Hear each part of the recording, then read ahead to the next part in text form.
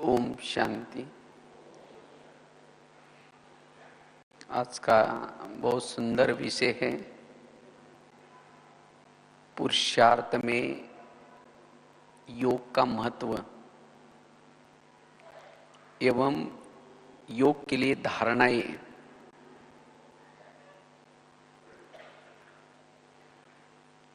अब हम जानते हैं, हमने तो ज्ञान को तो समझ लिया,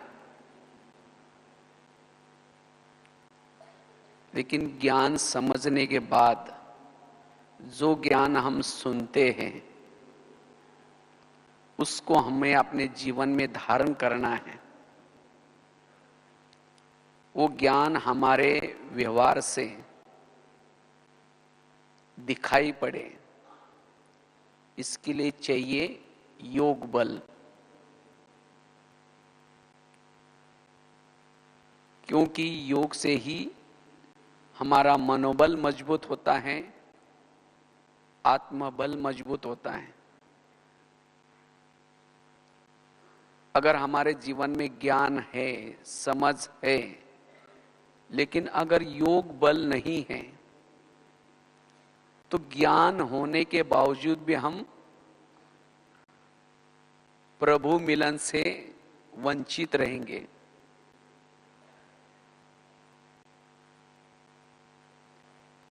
जो प्रभु मिलन से जो सुख मिलता है वो सुख अनुभव नहीं होगा। अगर हमारे पास योग की अनुभूति नहीं है तो जीवन में गुणों की भी कमी रहेगी, शक्तियों की भी कमी होगी, और जिसके कारण जीवन में विभिन्न प्रकार की समस्या, जो कुछ हमारे पुराने संस्कार हैं, वो पुराने संस्कार भी हमें तंग करते रहेंगे। आपसी जो संस्कार है, आपसी संस्कारों में भी टकराव होता रहेगा। और जब हमारा ऐसा होता है तो हमारा टाइम वेस्ट हो जाता है। मन में निगेटिव विचार चलते रहेंगे, ये ऐसा क्यों होता है, ये मेरे साथ ऐसा क्यों करता है, जिसे अंतर्मुखता भी नहीं रहेगी, और जिसे वायुमंडल पावरफुल बनाने के बजाय और ही वायुमंडल को बिगाड़ने के निमित्त बन जाएंगे।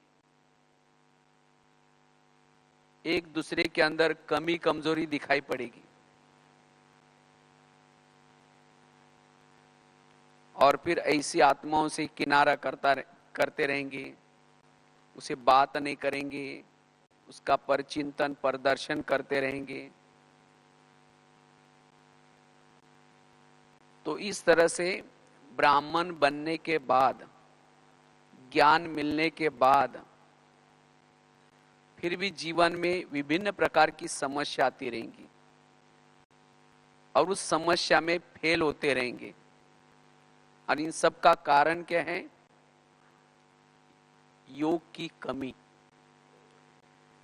तो अगर हम अपने जीवन की सभी समस्या का समाधान करना चाहते हैं, सभी प्रकार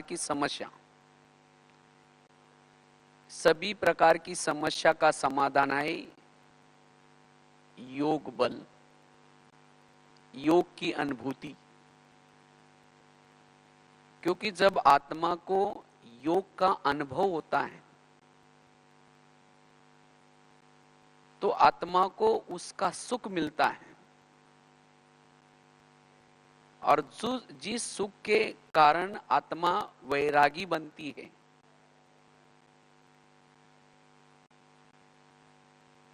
आत्मा की जन्म जन्मांतर की प्यास बुझ जाती है।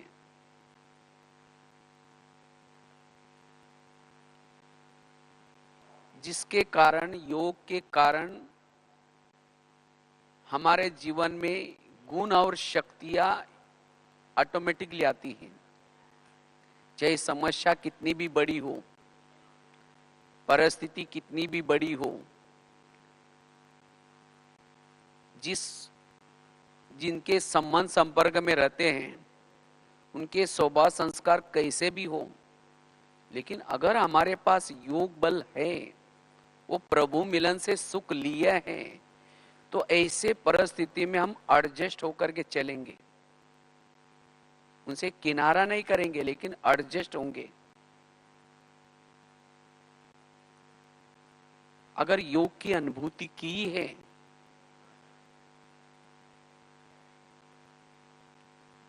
तो कोई भी प्रकार के स्वभाव और संस्कारों के वश भी नहीं होंगे। हमारे अंदर जो पुराने संस्कार है, तो उन संस्कारों के वश हम क्यों हो जाते हैं? क्योंकि योग का सुख नहीं लिया है, क्योंकि आत्मा को सुख चाहिए। चाहे योग से सुख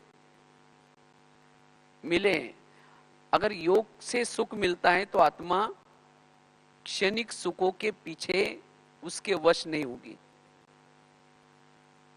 जैसे कोई अगर जिलेबी खाता है, अगर उसको मुरमुरा दो, उसको फीका लगेगा, अच्छा नहीं लगेगा।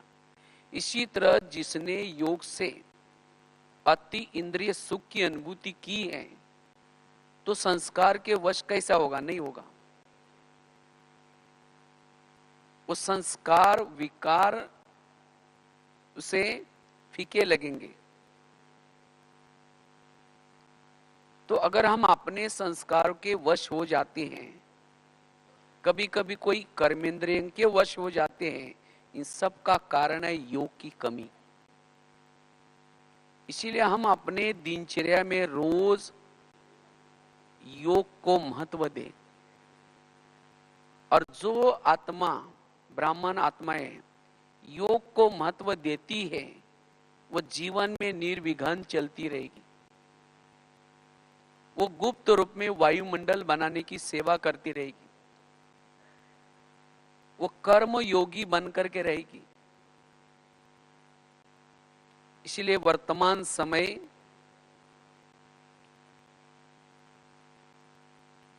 हमें अपने पुरुषार्थ में योग के ऊपर ध्यान रखना है। दिन प्रतिदिन समस्या आती रहेगी, बातें आती रहेंगी। बाबा ने कहा ना, बातें आएंगी लेकिन बाप को दो और सदा मुस्कुराते रहो।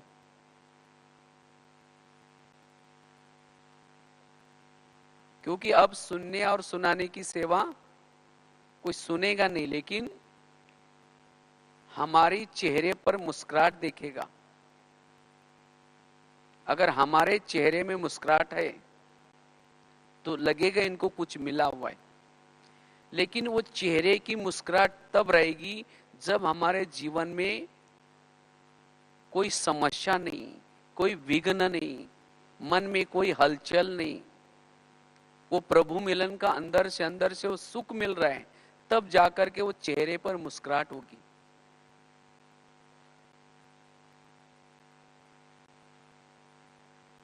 इसीलिए बाबा कहते हैं योग बल को क्या करो, बढ़ाओ।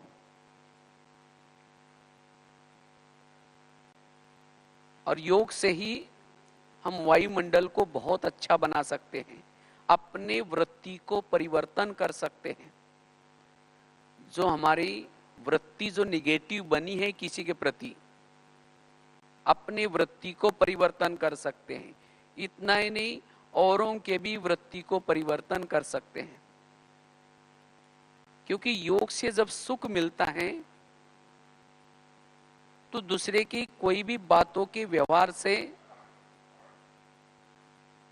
हमें मन में निगेटिव विचार नहीं चलते, और जिसके कारण हमारे अंदर सहन शक्ति आती रहती है, क्षमा भाव, दया भाव, ये गुण आते रहेंगे, और जिसके कारण अन्य आत्मा भी हमारे लिए परिवर्तन हो जाएगी, उसकी वृत्ति भी परिवर्तन हो जाएगी।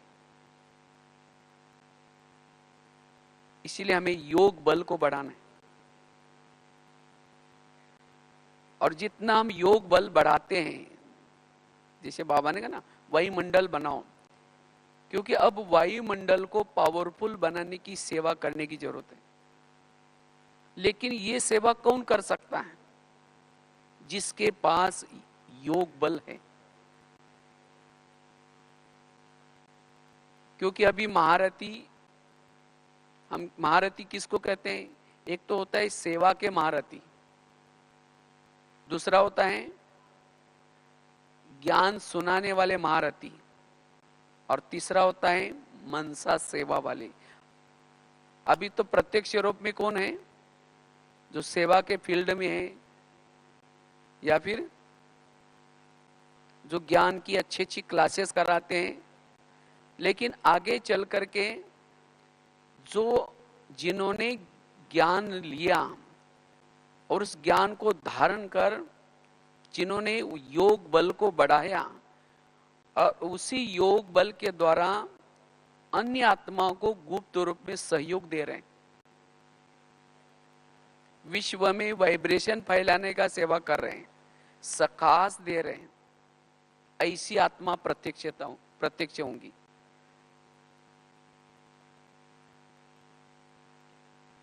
क्योंकि अन्य आत्माओं को जिसके कोई कमजोर संस्कार हैं, जिनके जीवन में कोई समस्या है, अगर ऐसी सकाश देने से उन आत्माओं का समस्या का समाधान होगा,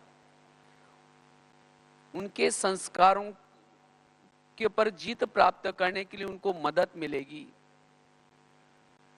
तो जिनको मदद मिलती है, जिसे मदद मिलती है, ऐसी आत्माओं को देखने के लिए वो आत्माएं तरसेंगी, उसको ढूंढेंगी।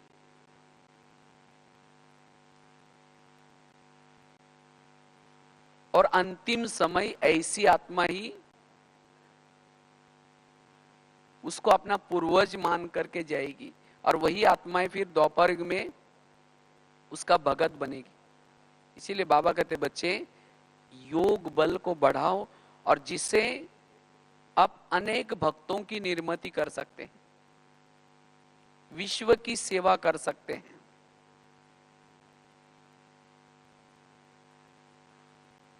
वाणी द्वारा सेवा तो हम लिमिट में कर सकते हैं, जो सामने है, जो सुन सकते हैं।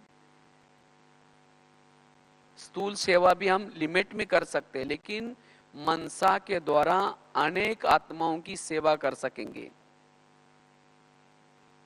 प्रकृति के 5 तत्वों को भी परिवर्तन कर सकेंगे। तो ऐसा परिवर्तन की सेवा करने के लिए हमारे पास क्या चाहिए? योग बल चाहिए। इसीलिए बाबा कहते बच्चे योग बल को बढ़ाओ। योग के द्वारा ही हम अपने आप को वर्तमान समय जो हम साधन के पीछे जाते हैं, कभी कभी साधनों के अधीन हो जाते हैं, लेकिन उस साधनों के बीच में रहते हुए भी वो साधनों के वश न हो जाए, हमारी स्थिति स्वराज्य अधिकारी बन करके रही। इसीलिए योग बल चाहिए। योग के द्वारा हमारी निरंतर आत्मिक स्मृति बनती है, निरंतर आत्मिक स्थिति रहती है, और जिसकी निरंतर आत्मिक स्थिति है, ऐसी आत्मा विकारों से, संस्कारों से सेप रह सकती है। अगर आत्मिक स्थिति नहीं है, देह का भान है, देह भान वालों के जीवन में समस्या ही समस्या होती। और देह भान का कारण क्या है? योग की कमी। इसीलिए हम अपने पुरुषार्थ में ज्यादा से ज्यादा योग को महत्व दें। समस्या का वर्णन करने के बजाय, विघ्नों का वर्णन करने के बजाय, संकल्प विकल्प चलाने के बजाय योग बल को बढ़ाएं। योग वर्णन करने से, चिंतन करने से निगेटिव वायुमंडल फैलेगा। लेकिन अगर हम अपने आप को साइलेंस करके अगर योग युक्त रहेंगे, उस समस्या का समाधान निकलेगा। इसीलिए हमें पुरुषार्थ में योग को बढ़ाना है। योग के द्वारा ही हम जो कुछ ज्ञान सुनते हैं उसकी धारणाएं होंगी। योग के द्वारा हम ज्ञान के भी गहराई में जा सकते हैं। जितना हमारे पास योग बल है, उतना हमारा मनन चिंतन चलता रहेगा। अगर योग बल की कमी है तो हमारा मनन चिंतन भी नहीं चलेगा। बुद्धि को जैसा ताला लग जाता है, जिसको बाबा कहते हैं ना, विचार सागर मंथन करो। क्योंकि विचार सागर मंथन करने के लिए अंतर्मुखता चाहिए, एकाग्रता चाहिए, और वो एकाग्रता अंतर्मुखता आएगी योग के द्वारा।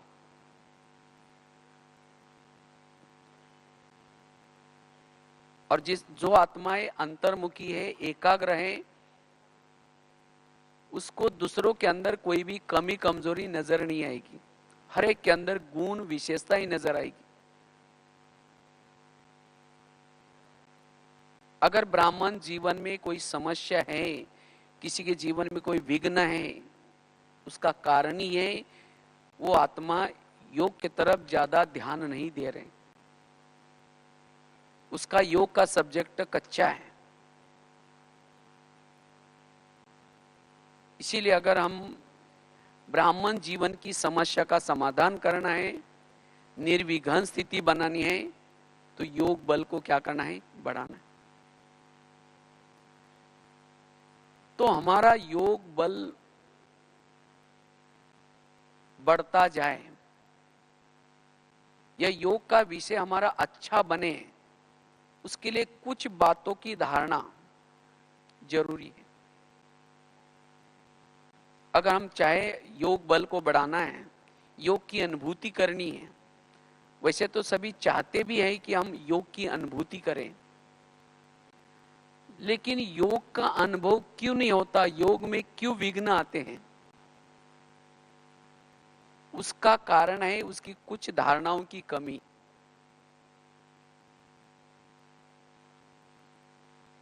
तो अगर हमें योग को बढ़ाना है, उसके लिए सबसे पहली बात है हम व्यर्थ संकल्प से स्वयं को मुक्त करें।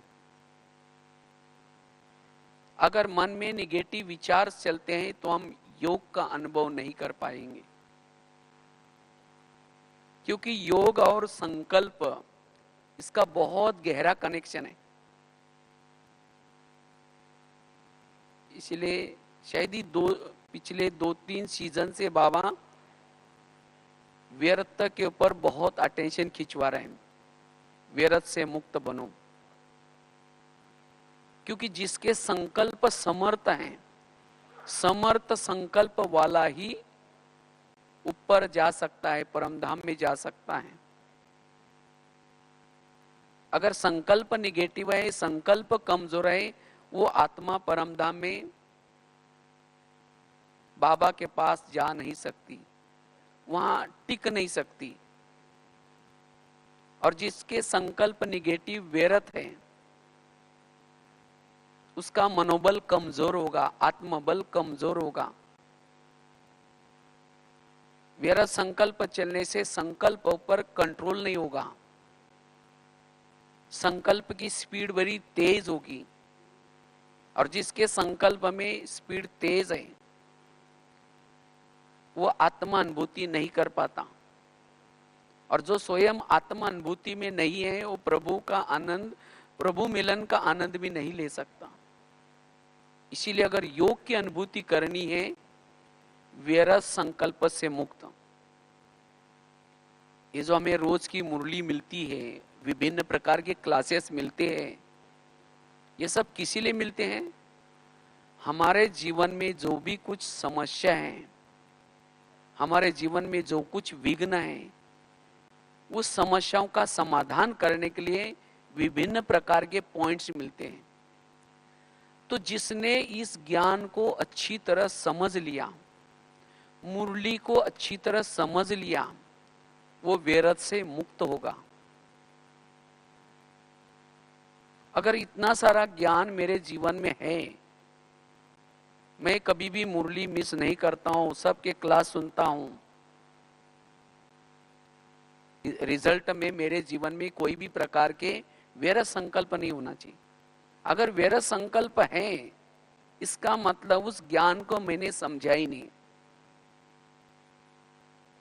ड्रामा को समझा ही नहीं, कर्म गति को समझा ही नहीं, हर एक का पार्ट अपना अपना ये समझा ही नहीं। अगर ये नहीं समझेंगे तो संकल्प चलते रहेंगे। योग में बैठे हैं, लाल लाइट चल रहा है, गीत बज रहा है, तो भी संकल्प निगेटिव चलेंगे। अगर संकल्प निगेटिव चलेंगे तो योग का अनुभव कैसा होगा? कर्म योगी कैसे बन सकेंगे? इसीलिए अगर योग को बढ़ाना है, योग बल जमा करना है, व्यर्थ संकल्प से मुक्त बनना,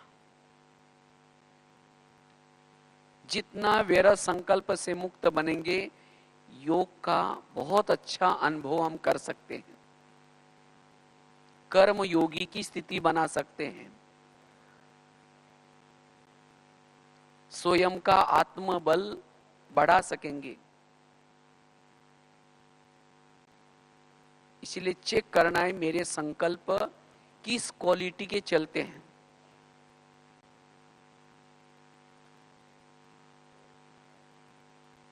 और संकल्प व्यर्थ से मुक्त बनने के लिए जैसे कहा, कर्मों की गुही गति का ज्ञान, क्योंकि मेरे संपर्क में जो भी कुछ लोग आते हैं, चाहे घर में, चाहे ऑफिस में, चाहे आसपास में, ये सब कौन है?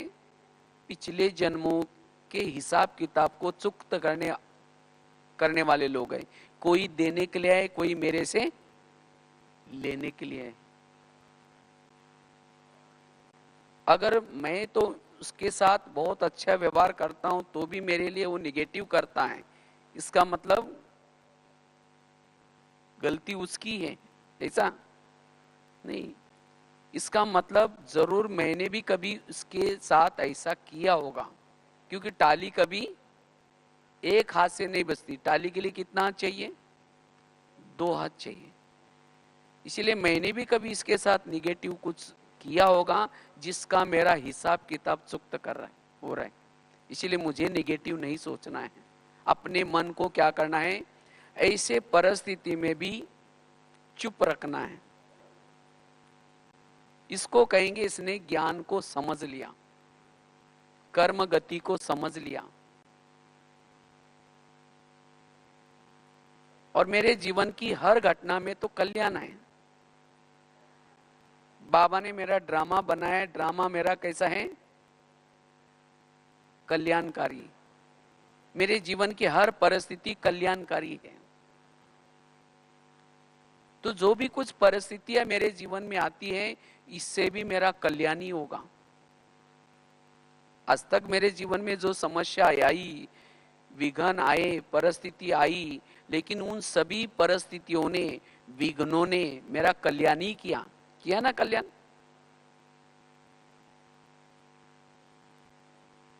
अगर वो विघ्न या परिस्थितियां न आती तो यहां कैसे आते? इसीलिए मुझे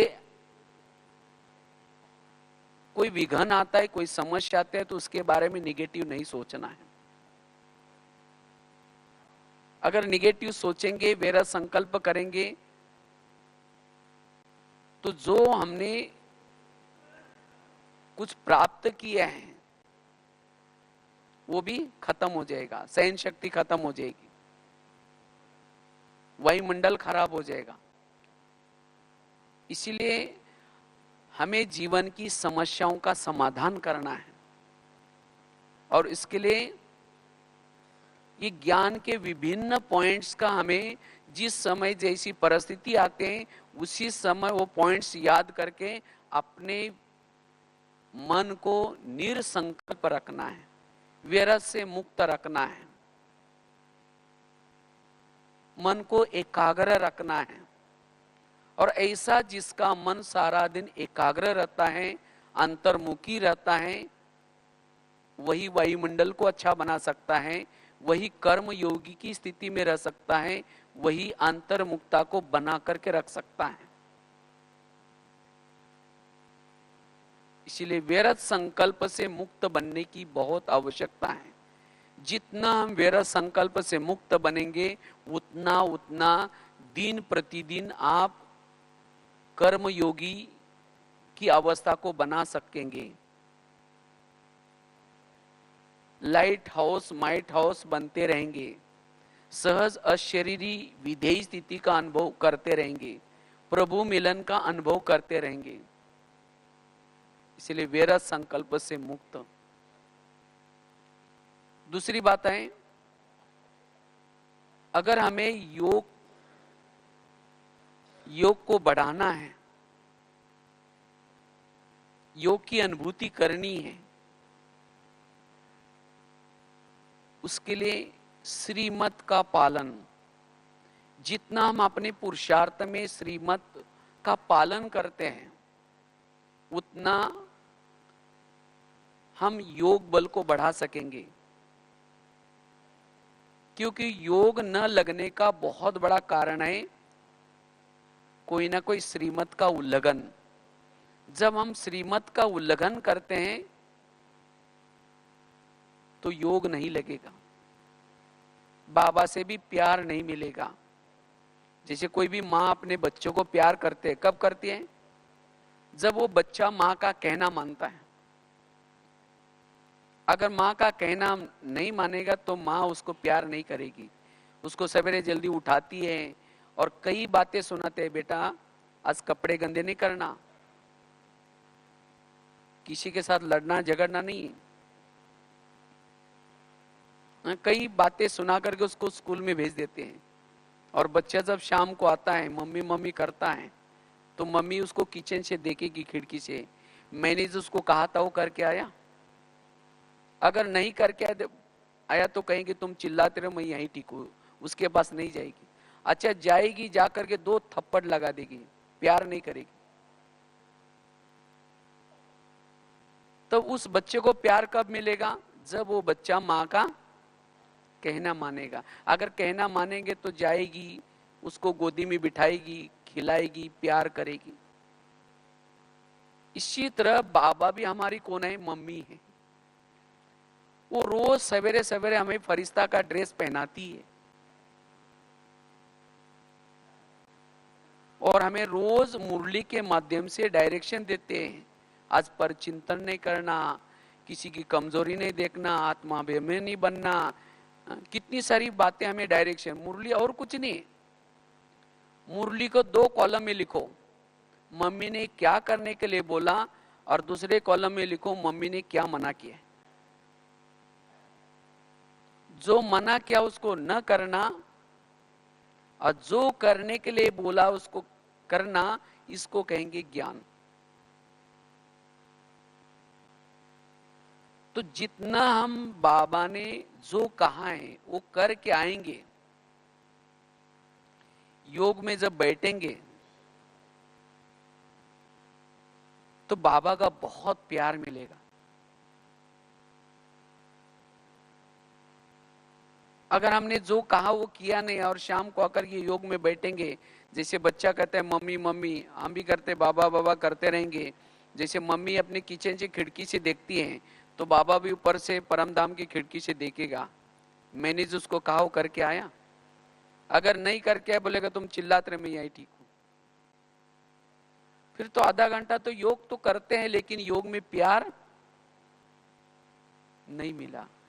अगर योग में बाबा का प्यार नहीं मिलता, इसका मतलब जरूर मेरे से कुछ गलतियां हो रही, मेरे से श्रीमत का उल्लंघन हो रहा है। तो जितना श्रीमत पर चलेंगे उतना हमें बाबा का प्यार मिलेगा, उतना हमारा योग ऑटोमेटिकली लगेगा। क्योंकि श्रीमत में चलने से आत्मा को बल मिलता है, श्रीमत प्रमाण चलने से व्यर्थ संकल्प से मुक्त बन सकेंगे। श्रीमत हमें शक्ति देते हैं। जैसे श्रीमत अलग अलग प्रकार के श्रीमत है, रोज अमृत वेला उठ करके योग लगाना, रोज की मुरली सुनना, खान पान का श्रीमत, एक दूसरे के साथ कैसे व्यवहार करना है उसका श्रीमत, कई श्रीमत हमारे लिए ब्राह्मणों के लिए है। तो जितना हम श्रीमत का पालन करेंगे उतना हम शक्तिशाली बनते जाएंगे। लेकिन आजकल कई ब्राह्मण क्या करते हैं, श्रीमत में मनमत मिक्स कर लेते हैं। अगर श्रीमत में मनमत मिक्स करेंगे तो फिर योग की अनुभूति नहीं होगी, उसे विकर्म बनते जाएंगे। हमें तो 63 जन्मों से मनमत प्रमाण चले, परमत प्रमाण चले, और जिसके कारण अनेक जन्मों से बोझ बना हुआ है। उसी बोझ को ही अभी क्या करना है, उतारना है। उसके बजाय अगर ब्राह्मण बनने के बाद फिर भी हम श्रीमत का उल्लंघन करते रहेंगे, कोई ना कोई बहाना बता करके, कोई ना कोई बात बता करके, तो विकर्म का बोझ कम होने के बजाय और क्या हो जाएगा, बढ़ता जाएगा। अगर विकर्म का बोझ बढ़ेगा तो योग की अनुभूति कैसी होगी। इसीलिए कई भाई बहन कहते हैं कि जब हम ज्ञान में आए थे तो हमारा बहुत अच्छा योग लगता था, हमें बहुत अच्छा अनुभव होता था, लेकिन अब पता नहीं क्या हो गया है। पता नहीं हम इतना दिन से ज्ञान में चल रहे, लेकिन पता नहीं और ही विघन आ रहे, और ही हमारी खुशी गायब हो रहे। इसका कारण है जरूर कहीं ना कहीं मेरे से श्रीमत का उल्लंघन हो रहा है। इसीलिए जितना हम श्रीमत प्रमाण चलते रहेंगे उतना हम योग का अनुभव कर सकेंगे, अपने आप को शक्तिशाली बना सकेंगे। कुछ भी हो जाए मुझे श्रीमत का पालन करना है। अगर हमारी खुद के अंदर दृढ़ता है, बाबा कहते ना हिम्मत रखो मदद फिर बाबा देगा, तो मुझे कोई भी प्रकार का श्रीमत पालन करने के लिए क्या करना, हिम्मत रखनी है, फिर बाबा मदद करेगा। तो श्रीमत के द्वारा ही हम योग बल को बढ़ा सकेंगे। तीसरी चीज है, अगर हमें योग की अनुभूति करनी है उसके लिए योग को भी हमें समझने की जरूरत है। योग को यथार्थ समझना है। अगर योग करते समय हम योग को यथार्थ समझेंगे नहीं तो फिर योग लगेगा कैसा, योग बल कैसा बढ़ेगा। अगर मेरे पास ही योग बल नहीं है तो वायुमंडल को बनाने की हम सेवा कैसे कर सकेंगे। इसीलिए योग को हमें क्या करना, यथार्थ समझना है। यथार्थ योग, यथार्थ योग अर्थात जिसको बाबा कहते हैं विधि पूर्वक योग। जब विधि से करेंगे तब ही सिद्धि मिलेगी। अगर रोज हम नियम अनुसार योग में बैठ तो जाते हैं, अमृत वेला करते हैं, क्लास के पहले आकर के योग करते हैं, लेकिन तो भी अनुभव नहीं है। जैसे कल की भी बाबा की संडे की मुरली थी ना, अब अनुभव की क्या बनो, अथॉरिटी बनो। क्योंकि अनुभव वाली आत्मा कभी भी हलचल में नहीं आएगी।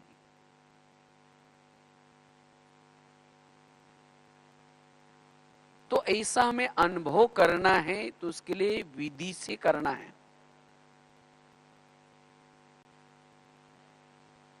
और योग की यथार्थ विधि है मन को समझना और बुद्धि को समझना।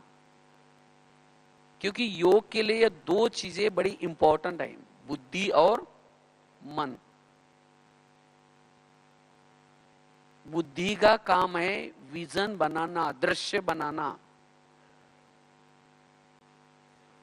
बुद्धि दृश्य की भाषा जानती है, और जैसे बुद्धि के अंदर के दृश्य होते हैं वैसे मन में थॉट्स चलते हैं, विचार चलते हैं। ये सिस्टम है। जैसे अभी ये कैमरा सामने लगा हुआ है, जैसा कैमरा के सामने जो चित्र होगा वही चित्र टीवी में आता है। इसी तरह बुद्धि एक कैमरा है, मन एक टीवी है। जो विजन बुद्धि के सामने होता है वही थॉट्स मन में चलते हैं। ये सिस्टम है। लेकिन कभी कभी हम जब योग में बैठते तो हमारे योग में व्यर्थ विचार चलते रहते हैं। हम कहते हैं ये व्यर्थ विचार क्यों आ रहे हैं, मैं तो योग में बैठा हूं। भले हमारी आंखें तो बाबा के फोटो को देख रहे हैं, लेकिन मन रूपी आंख, ये बुद्धि रूपी आंख या बुद्धि रूपी कैमरा व्यर्थ की तरफ देख रहा है। जहां बुद्धि होगी, जहां ध्यान होगा, वहां मन होगा। इसलिए ध्यान में बैठने के बाद भी चेक करो कि मेरा ध्यान कहां है।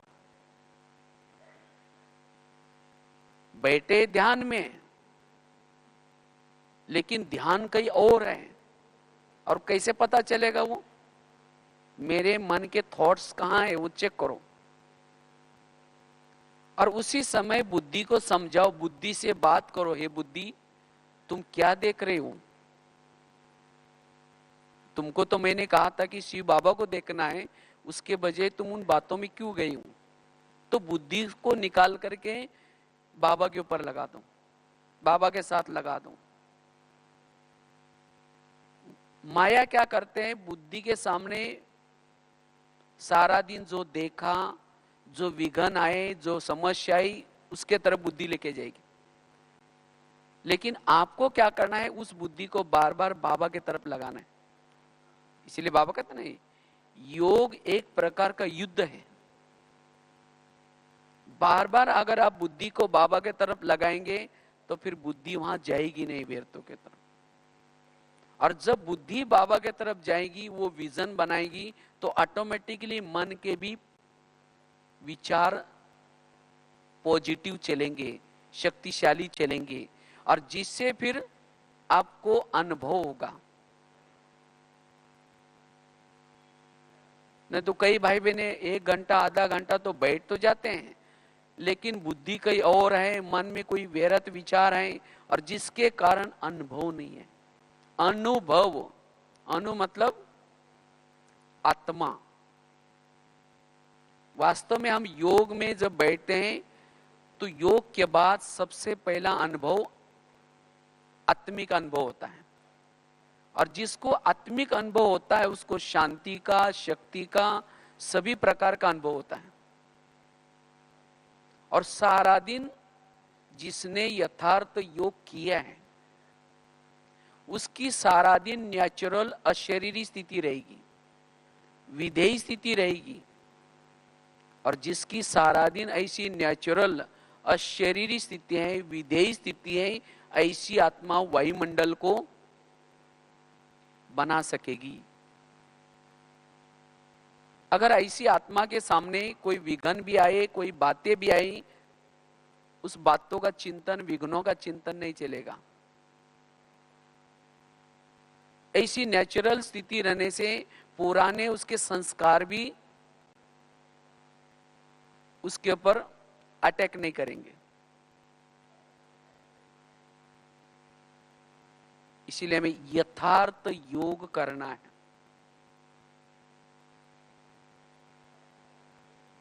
यथार्थ योग से ही हम कर्म योगी बन सकते हैं। यथार्थ योग से ही नेचुरल योगी बन सकते हैं। इसीलिए चेक करना है कि मेरी बुद्धि कहां है, मेरा मन कहां है। इसलिए अपने आप से बातें करो, अपने आप से अर्थात अपने बुद्धि से बातें करो। जब आप योग लगाने के लिए आ रहे हैं उसी समय अपने बुद्धि से बातें करो, हे बुद्धि अब आधा घंटा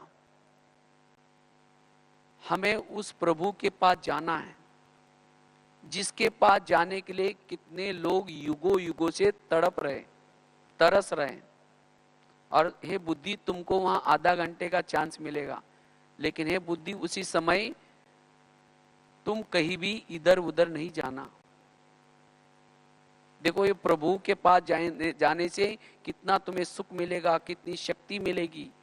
तो इसी तरह अपने आप को तैयार करके आकर के यहां बैठना है और बैठने के बाद बुद्धि रूपी कैमरा पहले सेट कर दो। कहाँ जाना है, अव्यक्त वतन में जाना है तो अव्यक्त वतन के दृश्य देखना शुरू करो। वो अव्यक्त वतन का दृश्य, और वहां ब्रह्मा बाबा अव्यक्त रूप में है, और ब्रह्मा बाबा के तन में शिव बाबा, मैं उसको देख रहा हूं। उसको देखते देखते लगन में मगन हो जाओ।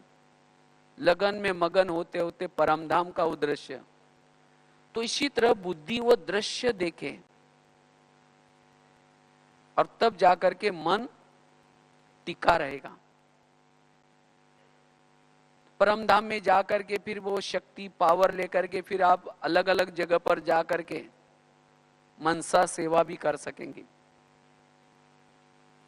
तो जब तक बुद्धि के सामने दृश्य नहीं है तब तक योग का अनुभव नहीं कर पाएंगे। तो हमें यथार्थ योग लगाना है। यथार्थ योग से यथार्थ प्राप्ति होगी। तो 3 बातें बताई। अगर योग का अनुभव करना है तो पहली बात बताई, व्यर्थ संकल्प से स्वयं को क्या करना है, मुक्त करना है। और इसके लिए विभिन्न प्रकार के ज्ञान के पॉइंट्स आपके बुद्धि में जरूरी है। जितना आत्मा नॉलेजफुल उतना व्यर्थों से मुक्त। अगर इतना सारा ज्ञान आपके पास है तो भी संकल्प व्यर्थ खत्म नहीं हुए, इसका मतलब आपको ज्ञान की स्टडी करनी पड़ेगी, ज्ञान का अध्ययन करना पड़ेगा। रोज थोड़ा सा टाइम निकाल करके ज्ञान या मुरली को दोबारा रिवाइज करना पड़ेगा, तब उस व्यर्थों से मुक्त बनेंगे, योग युक्त स्थिति रहेगी। दूसरी बात बताई, श्रीमत का पालन। हमें हर पल बाबा ने सब पूरा बताया कि कैसे बोलना है, कैसे देखना है, कैसे चलना है, सोचना क्या है। हर पल हमारे लिए नियम बने हैं। उस नियम प्रमाण जितना हम रखते हैं उतना योग लग जाएगा। अगर नियम को तोड़ेंगे तो योग का अनुभव नहीं कर पाएंगे। तीसरी बात बताई, यथार्थ योग। मन को समझना, बुद्धि को समझना। चौथी चीज है, अगर हमें योग का अनुभव करना है इसके लिए पर चिंतन पर दर्शन से मुक्त। क्योंकि पर चिंतन पर दर्शन अंतर्मुक्ता भंग करती है। जिसके मन के अंदर किसी के बारे में पर चिंतन चलता है या पर दर्शन चलता है, ऐसी आत्मा अंतर्मुखी नहीं बन सकती। और योग के लिए फाउंडेशन है अंतर्मुक्ता।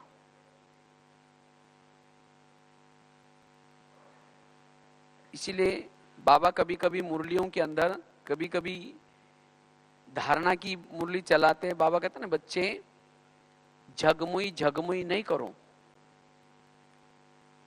कुसंग से स्वयं को बचाओ।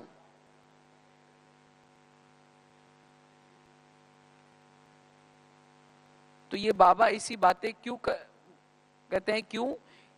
कुसंग, अगर कोई आकर के किसी बहनों के बारे में, कोई यज्ञ के बारे में, कोई सेंटर के बारे में, कोई इधर उधर की अगर बातें आपको सुनाता है, अगर आप उस बातों को सुनने में इंटरेस्ट रखते हैं,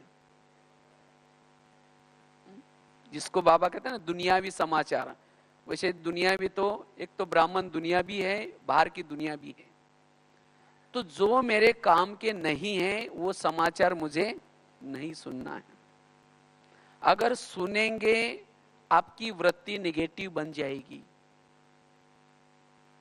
आपकी भावनाएं निगेटिव बन जाएगी। और भावना और योग इसका बहुत गहरा कनेक्शन है। जितनी आपकी भावना यज्ञ के लिए, सेंटर के लिए, भाई बहनों के लिए, जितनी भावना ऊंची उतना योग ऊंचा। इसीलिए कई कहते हैं ना, हम जब पहले यहां आए थे हमारा योग बड़ा अच्छा लगता था, लेकिन अब पता नहीं क्या हो गया। ये क्या हो गया, इसका कारण है परचिंतन परदर्शन। जब हम यहाँ आए थे तो हमारी मधुबन के लिए, सेंटर के लिए, भाई बहनों के लिए, हर एक के लिए भावना ऊंची थी, क्योंकि हम उनके गुण देखते थे। लेकिन जैसे ज्ञान में आए, जैसे संबंध संपर्क में आए, किसी ने आकर के किसी की व्यर्थ बातें सुनाना शुरू किया, हमने उसको नजदीक जाकर के सुना, और क्या हुआ, और क्या हुआ। और ऐसी व्यर्थ बातें सुनने से हमारे संकल्प बार बार निगेटिव चले और भावना बिगड़ गई, और भावना बिगड़ी तो योग भी कम हो गया। इसीलिए हमें ऐसी बातें नहीं सुननी है, पर चिंतन पर दर्शन से मुक्त बनना है।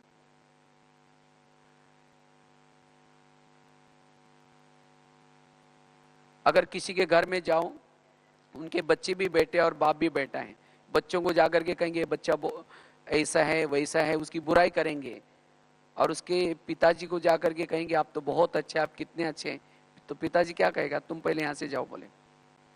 क्योंकि हर माँ बाप को अपना बच्चा प्यारा लगता है। बच्चा लूला हो, लंगड़ा हो, कैसा भी हो, माँ बाप को प्यारा लगता है। इसी तरह सारी दुनिया के जितने भी लोग हैं, किसके बच्चे हैं, बाबा के बच्चे। अगर ऐसी बच्चों की हम ग्लानि करेंगे, ये ऐसा है, ये ऐसा है, और बाबा के पास जाकर के कहेंगे योग में, मीठे बाबा, प्यारे बाबा, आप शांति के साथ, बाबा कहेंगे तुम पहले यहां से जाओ, और फिर कहते योग लगता ही नहीं, बाबा प्यार करता ही नहीं। क्यों? जिसको बाबा कहते हैं मीठे बच्चे, हम कहते इसको कोई अक्ल ही नहीं है, ये ऐसा करता है, ये करता है। तो इसीलिए हमें किसी का भी पर चिंतन नहीं करना है। पर चिंतन वाला योग का अनुभव नहीं कर सकता। हर एक की विशेषता देखनी है, गुण देखना है। बाबा ने उस आत्मा के अंदर जो गुण है, उस गुण, कौन से गुण को देख करके बाबा ने उसको चॉइस किया है, वो गुण हमें भी देखना है। तो योग न लगने का, वियोग में विघ्न आने का ये बहुत बड़ा कारण है पर चिंतन या पर दर्शन। ये पर चिंतन से जितना हम स्वयं को सारा दिन दूर रखते हैं, उतना हम अपना मनोबल को मजबूत बना सकते हैं, अपनी अंतर्मुखता को बना सकते हैं। क्योंकि जब हम परचिंतन करना शुरू करते हैं तो ज्ञान, जो सवेरे हमने मुरली सुनी है, वो चला जाएगा। इसीलिए आज तो कई कई भाई बहन कहते हैं, पता नहीं हम ज्ञान तो सुनते हैं लेकिन शाम तक कुछ भी याद नहीं रहता। क्यों याद नहीं रहता? पर चिंतन पर दर्शन। हाँ, सरस्वती माँ किस पंछी के ऊपर बैठी है? हंस के ऊपर बैठी। हंस अर्थात मोती चुगता है, गुण देखता है। तो अगर सारा दिन हमारी गुणग्राही दृष्टि है, तभी सरस्वती माँ अर्थात जो हम ज्ञान सुनते हैं हमारे बुद्धि में बैठेगा। अगर मेरे बुद्धि में ज्ञान नहीं बैठता, उसका चिंतन नहीं चलता, इसका कारण है मैं किसी के अवगुण देखता हूं, और अवगुण देखने से, उसका चिंतन करने से वृत्ति निगेटिव बन जाएगी, और वृत्ति से वायुमंडल फैलता है। एक बार अगर वृत्ति निगेटिव बन गई तो उस व्यक्ति को देखते ही हमारे से वायुमंडल भी निगेटिव फैलेगा। इसीलिए मेरी वृत्ति किसी के लिए निगेटिव ना बने, इसीलिए मुझे क्या करना है, किसी का भी पर चिंतन पर दर्शन नहीं करना है। अगर मन में किसी के लिए निगेटिव विचार आते भी हैं तो अपने मन से बातें करो, हे मन, जिसके लिए तुम निगेटिव सोच रहे हैं वो आत्मा तो बाबा को कितना प्रिय है, और तुम उसके लिए निगेटिव क्यों सोच रहे हैं? अपने मन से बातें करके व्यर्थों से स्वयं को मुक्त रखना है, तब जाकर के हम योग का अनुभव कर सकेंगे। तो कितनी धारणा बताई? 4 धारणा बताई। पहली बताई व्यर्थों से मुक्त स्वयं को करना, व्यर्थ संकल्प से मुक्त रखना। दूसरी बात बताई श्रीमत का पालन, तीसरी बात बताई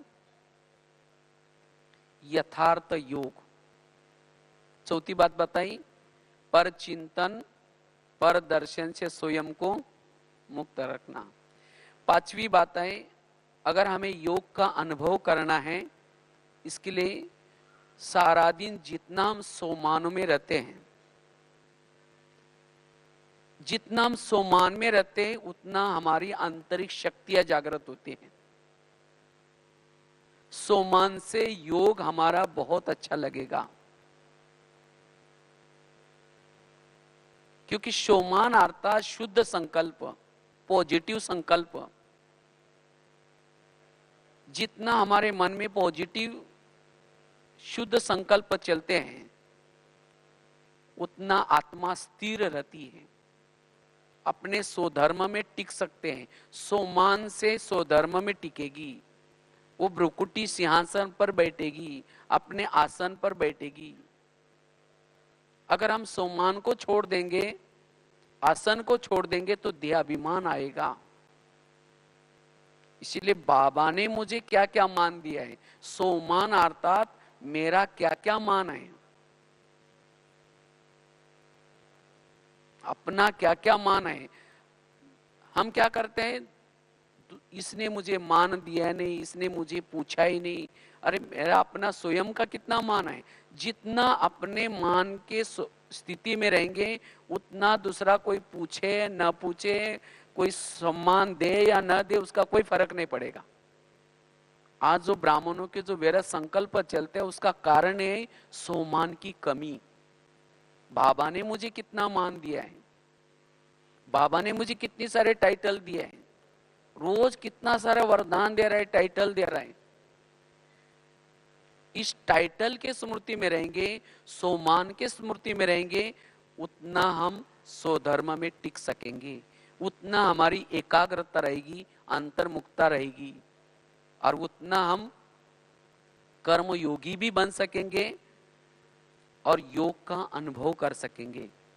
तो योग का अनुभव करने के लिए बीच बीच में हम अपने सोमान की स्मृति देते रहे,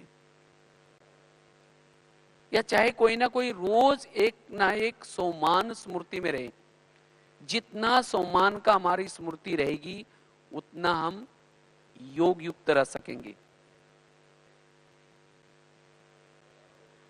और सोमानों से हमारे अंदर जो विकारों की बीमारी लगी है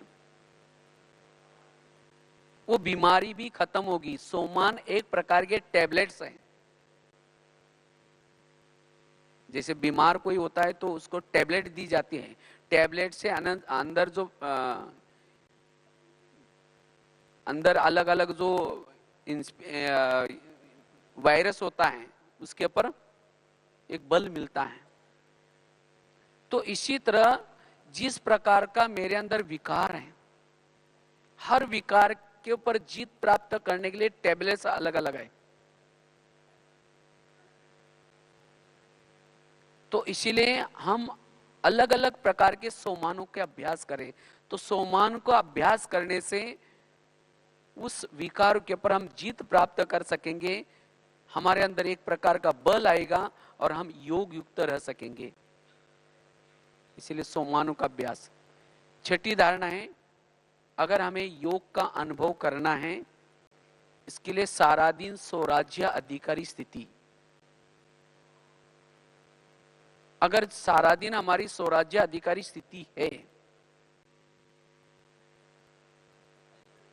हम योग का अनुभव कर सकेंगे। जो स्वराज्य अधिकारी है उसकी हर इंद्रिया उसके वश में है, क्योंकि शरीर हमारा एक किला है और इस किले के अंदर आत्मा राजा रहता है। जैसे पहले जमाने में राजा एक किले में रहते थे और किले के कई दरवाजे रहते थे। अगर कोई भी दरवाजे में आता है तो उसकी पूछताछ होती थी, किसी ले जा रहा है, क्यों जा रहा है। इसी तरह हमें भी इस शरीर रूपी किले का हर दरवाजा मजबूत चाहिए। कान, मुख, आंखें, अगर हम शरीर रूपी किले में रहते हैं, लेकिन आंखों से कुछ भी आ रहा है, कानों से भी कुछ भी आ रहा है,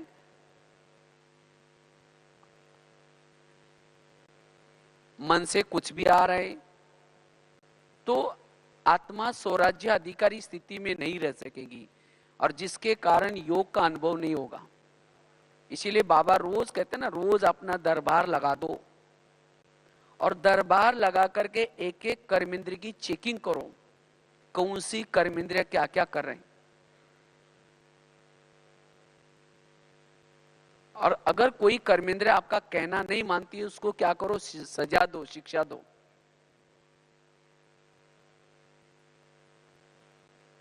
तो जितना हम स्वराज्याधिकारी बन करके हर कर्मेंद्र की चेकिंग करते हैं, उतना हम योग युक्त रह सकेंगे। क्योंकि माया कहीं बाहर से नहीं आती, माया आते हैं अंदर से। जैसे कोई अगर बॉर्डर पर रहने वाला ही कोई दुश्मन से मिला हुआ है, उस देश की हालत क्या हो सकती है। इसी तरह अगर कोई घर का ही कोई भेदी बना है, घर की सारी बातें दूसरों को सुनाता है, घर की हालत क्या हो सकती है। इसी तरह अगर हमारे ही कर्मेंद्र हमको धोखा देते, मेरा अपना मन धोखा दे रहा है, मेरी अपनी बुद्धि मुझे धोखा दे रहे, मेरे अपने कान मुझे धोखा दे रहे, तो हम मायाजित कैसे बनेंगे। इसीलिए मायाजित बनने के लिए हमें क्या करना है, एक एक कर्मेंद्र को पर कंट्रोल रखना है। ऐसे सारा दिन जिसकी स्वराज्याधिकारी स्थिति है, वही आत्मा योग का अनुभव कर सकेंगी। नहीं तो सारा दिन कुछ भी देखेंगे, कुछ भी सुनेंगे और योग में बैठेंगे, उन बातों का ही चिंतन चलेगा, योग का चिंतन नहीं चलेगा। तो सारा दिन हमें स्वराज्य अधिकारी बन करके रहना है। रोज रात को सोने से पहले चेकिंग करनी है और कल के लिए फिर अटेंशन।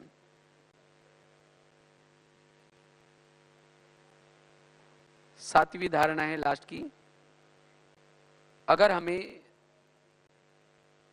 योग बल को बढ़ाना है, इसके लिए निरहंकारी स्थिति, जितना हम निरहंकारी स्थिति में रहते हैं उतना योग युक्त बन सकेंगे। अगर हमारे अंदर कोई प्रकार का अभिमान है, अभिमान वाला योग युक्त नहीं बन सकता। क्योंकि अभिमान आने से संकल्प चलते हैं, व्यर्थ संकल्प चलते हैं, और वो अभिमान से हम दूर रहे, कराने वाला बाबा है, मैं निमित्त हूं। जितना निरहंकारी नम्रचित, उतना हमारे जीवन में गुण और शक्तियां रहेगी। थोड़ा अभिमान आया, गुण और शक्तियां चली गई।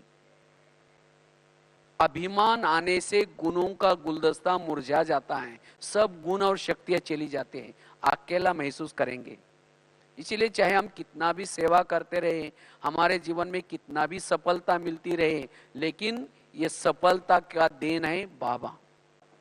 बाबा मेरे से करा रहा है, मैं निमित्त हूं, करण करावरहार बाबा है। तो जितना हमारे अंदर ये निरहंकारी स्थिति रहेगी, उतना हम व्यर्थ से मुक्त होकर के एकाग्र बन सकेंगे, योग युक्त रह सकेंगे। तो योग न लगने का कारण है, कभी कभी हमारे जीवन में कोई सफलता मिलती है, जितना हम आगे बढ़ते हैं उसके अंदर फिर कभी कभी अभिमान आने की संभावना है। अगर अभिमान आया तो योग से दूर रहेंगे, क्योंकि अभिमान वाला करता बहुत है, लेकिन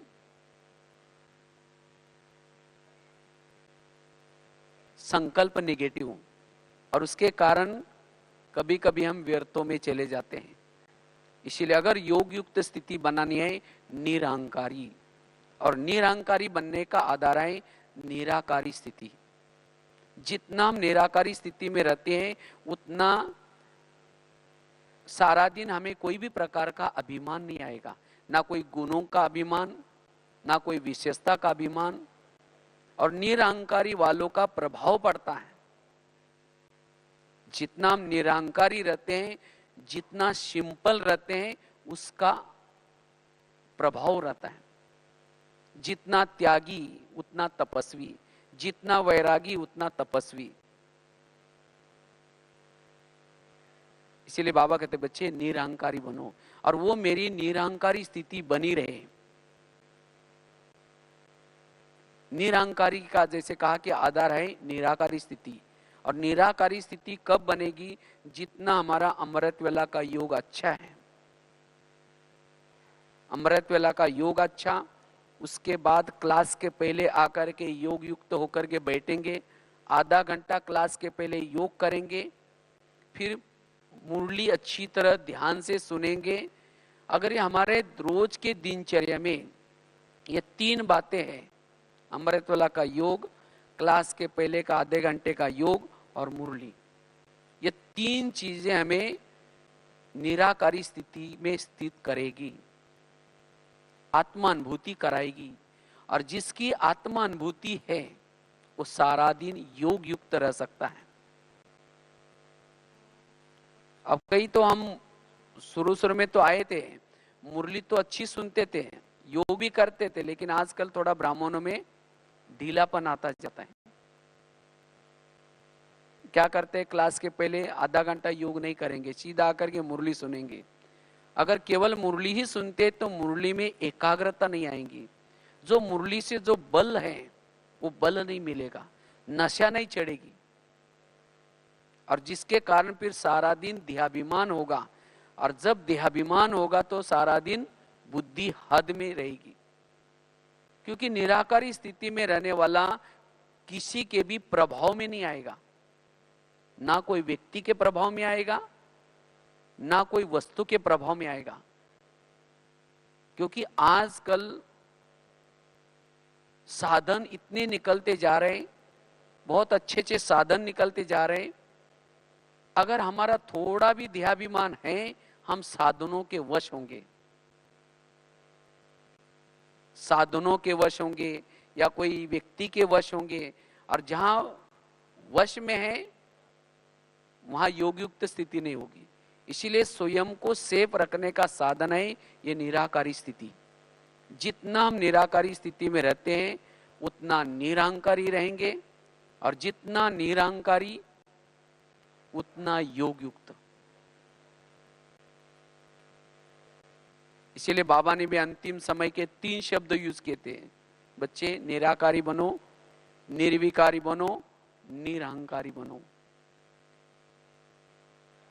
और जितना हम निरहंकारी है उतना हर जगह पर जैसे भी हर परिस्थिति में स्वयं को एडजस्ट कर सकेंगे, स्वयं को हर्षित मुख रख सकेंगे, स्वयं को सदा खुश मिजाज बना करके रख सकेंगे। नहीं तो कई बार बातें आती हैं और ये बातें हमारी खुशी को गायब करते हैं। और खुशी गायब क्यों हो गई? देह का भान। जितना निराकारी स्थिति में रहेंगे, अशरीरी स्थिति में रहेंगे, हमारी खुशी गायब नहीं होगी। और वायुमंडल को भी हम अच्छी तरह, भले रात निराकारी स्थिति वाला रात में सोए हैं, कर्म कर रहे हैं, तो भी उसका समय सफल हो रहे हैं, तो भी उसे सेवा हो रहे, वायुमंडल बना रहे हैं।